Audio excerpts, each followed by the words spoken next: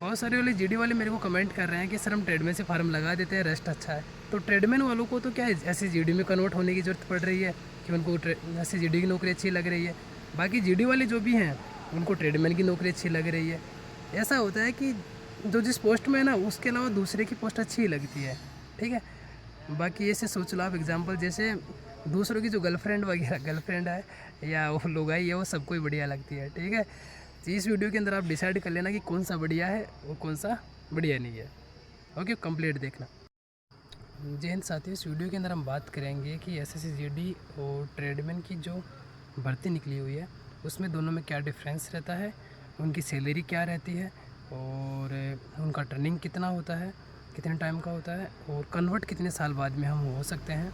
सारे कन्फ्यूज दूर करेंगे और किस में आपको रेस्ट का आराम ज़्यादा रेस्ट मिलेगा और तो किस में बेस्ट नौकरी है, बेस्ट नौकरी कौन सी है, इन दोनों में से सारा कंप्लीट चर्चा करेंगे इस वीडियो के अंदर। ओके, वीडियो अच्छा लगे तो सारे के सारे सपोर्ट करना इस वीडियो का।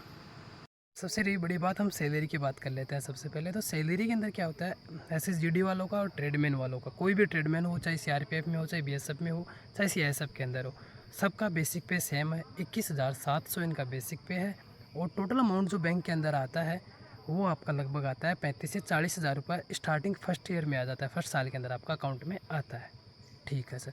और जैसे जैसे आप एरिया में जाओगे, जैसे कश्मीर साइड के एरिया में जाओगे तो वहाँ पे कहीं पे 17,300 तो वहाँ पे 20,000 हो गया है, कहीं पे 28,000 एक्स्ट्रा मिलता है सैलरी के अलावा।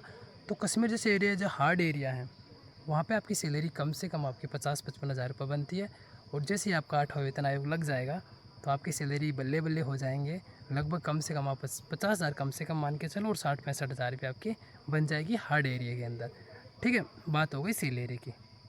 सेकंड बात करता हूँ मैं ट्रेनिंग का। तो ट्रेनिंग के अंदर क्या होता है कि एसएसजीडी का और बीएसएफ ट्रेडमैन मान लो या ओल्ड ट्रेडमैन की जो भर्ती होती है उनके अंदर क्या होता है, दोनों का ट्रेनिंग सेम होता है। 11 मंथ का ट्रेनिंग होता है, दोनों का बिल्कुल सेम होता है। 2018 से पहले ट्रेडमैन की जो ट्रेनिंग होती थी वो होती थी 3 महीने या 6 महीने होती थी। आजकल ये सिस्टम बंद कर दिया है, बेसिक पे दोनों का सेम कर दिया है, इसलिए ट्रेनिंग भी दोनों की सेम कर दी है। दोनों के लिए हथियार लागू है, दोनों के लिए जो जीडी के लिए जो भी चीज़ें लागू है वो सारी की सारी ट्रेडमैन के लिए लागू है, पीटी पीरियड वगैरह सब कुछ लागू है। नंबर 3 के अंदर बात कर लेते हैं कन्वर्ट के बारे में। तो जो कोई भी ट्रेडमैन होता है वो जीडी एसएसजीडी में कांस्टेबल में कन्वर्ट होना चाहता है तो उसको यूनिट की 3 साल ट्रेनिंग के बाद यूनिट की 3 साल नौकरी होनी चाहिए। 3 साल नौकरी कर लेगा तो उसको कोई ना तो उसका पेपर लगेगा, डायरेक्ट उसका फिजिकल पास होगा और मेडिकल पास होगा तो डायरेक्ट जीडी में कन्वर्ट हो जाएगा। सैलरी उसी से स्टार्ट होगी आगे से जो इसका बेसिक पे अब प्रेजेंट में है। 4 की हम बात कर लेते हैं कि एसएसजीडी वाले और ट्रेडमैन वाले दोनों के दोनों एनएसजी के अंदर, एसपीजी के अंदर, इसके अलावा एनडीआरएफ के अंदर इन और विदेश काट सकते हैं, दोनों काट सकते हैं। हर साल क्या होता है कि लगभग इस साल एक कंपनी गई थी कांगो में आप विदेश जैसे ही जाओगे तो आपकी सैलरी भी लगभग कम से कम 1 लाख रुपए की समथिंग सैलरी रहेगी। दोनों काट सकते हैं। दोनों में डिफरेंस क्या रहता है, जैसे एनएसजी में जाएंगे तो एनएसजी के अंदर जाते हैं तो एसएसजीडी वाले जाएंगे तो कमांडो का टैग लेके जाएंगे तो 3 साल उनका खींच के ट्रेनिंग होगा, खतरनाक ट्रेनिंग होगा। बाकी जो अपने ट्रेडमैन वो लोग हैं उनका 15 दिन का ट्रेनिंग होगा।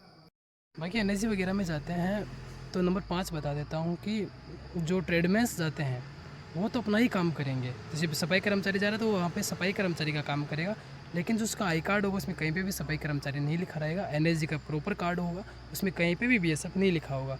बाकी जीडी वाला जाता है तो कमांडो कोर्स करके जाता है 3 महीने का, तो वो कमांडो कोर्स के हिसाब से वो ड्यूटी वगैरह करेगा एसएसजीडी वाला, ठीक है। नंबर 6 बात कर लेता हूँ रेस्ट का।